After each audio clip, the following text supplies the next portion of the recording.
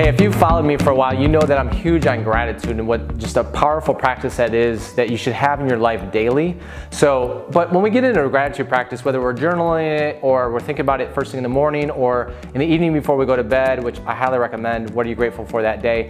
It can become a little rote, a little mundane just because we tend to think about the same things all the time. So here's an acronym I want you to implore into your act of gratitude. So the acronym is POTENT. So it's POTENT, right? And so let's break that down.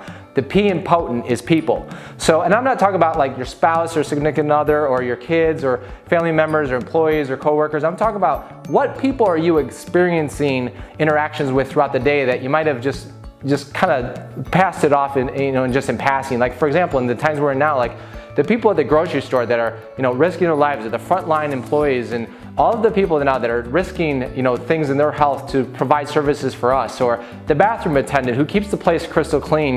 The little things that we may take for granted and just not really think about. Who are these people that we can stop, take a moment, and be grateful and let them know that you appreciate them? So think about people. Opportunities. What opportunities do we have? Look, in this whole pandemic thing, I never would have thought that we had an opportunity to pivot and train people virtually out of the comfort of their own home, their office, or anywhere in the world, to be honest.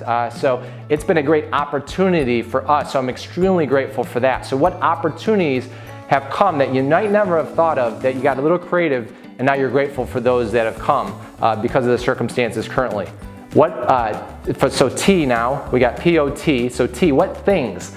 It's like, and I'm not talking like, look, for me in life, it's not about collecting, things that are of, value. It's like, what little things around our environment that we're experiencing throughout the day. I'm grateful for my car and the ability for it to move. I'm grateful for my dryer because it just took a dump and actually now we have to get it repaired. So I'm more grateful that once I get it fixed, I don't have to go to the laundromat because it's a pain in the butt, right?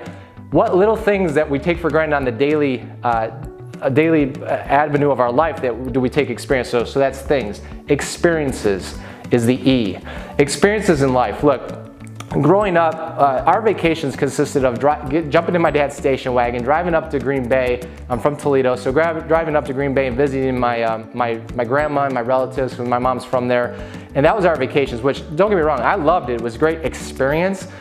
So I'm always trying to make experiences for myself, my wife, my family. So going on vacations to different places, to going to concerts, that's something that we love to do, and obviously we can't right now, but sporting events. I love the experience of something and creating the memories that will last forever. Because when we pass, it's, we're on our deathbed, it's those experiences that we've created with the people that we truly care about that I think we're going to truly value the most.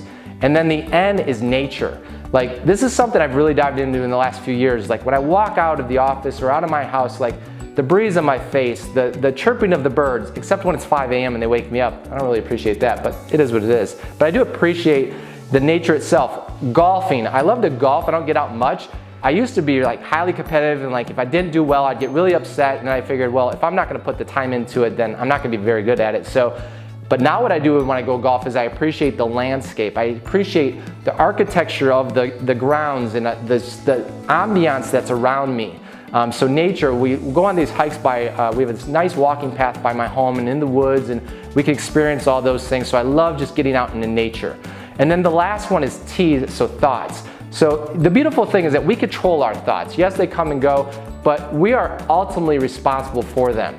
The positive thoughts or the negative thoughts, both of them, we're responsible for them. So I'm grateful for what thoughts did I have throughout the day that did I create? Because I can create those positive ones, or did I dwell on those negative ones? So what thoughts do you have? So you've got people, opportunity, things, experiences, nature, and thoughts that will just make your gratitude practice just more meaningful. So try that instead of just being grateful for the normal things. Let me know what you choose. Send me a comment, send me an email. I'd love to hear how you tackle your gratitude practice, and hopefully this can make it more meaningful for you.